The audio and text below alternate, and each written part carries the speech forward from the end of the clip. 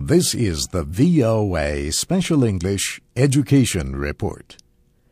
A new school year is beginning in the United States, and with it comes new debate about charter schools. These are publicly financed but privately operated schools. Charter schools can be found in most of the 50 states and Washington, D.C.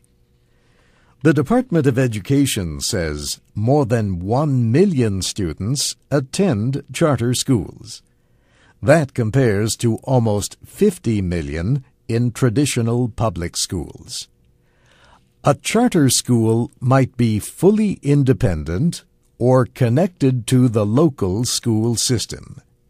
It might be operated by a non-profit group or a profit-making company. In any case, charter schools do not have to follow all of the same rules as traditional public schools.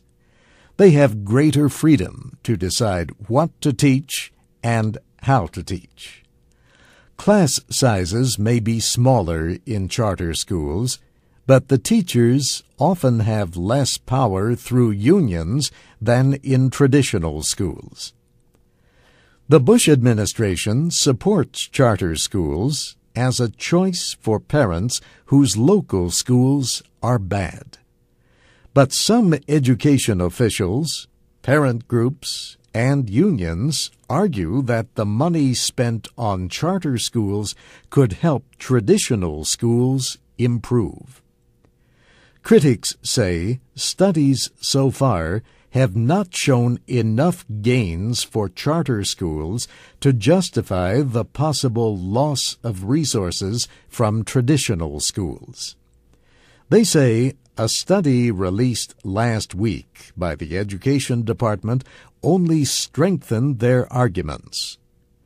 Supporters of charter schools, however, found much to criticize in the study. The study used test scores from the 2003 National Assessment of Educational Progress. The researchers compared the scores of fourth-grade students in charter schools with those in traditional public schools. The traditional schools had an average score 5 points higher in reading and almost 6 points higher in mathematics than the charter schools. But the study showed that charter schools connected with a public school system performed about the same as traditional schools. Fully independent charter schools had lower scores by comparison. Supporters of charter schools say the results show nothing about student progress over time or about individual schools. And they say charter school students may not do well on tests because they came from terrible traditional schools. And that's the VOA Special English Education Report, written by Nancy Steinbach. You can read and listen to archives of our reports at voaspecialenglish.com. I'm Steve Ember.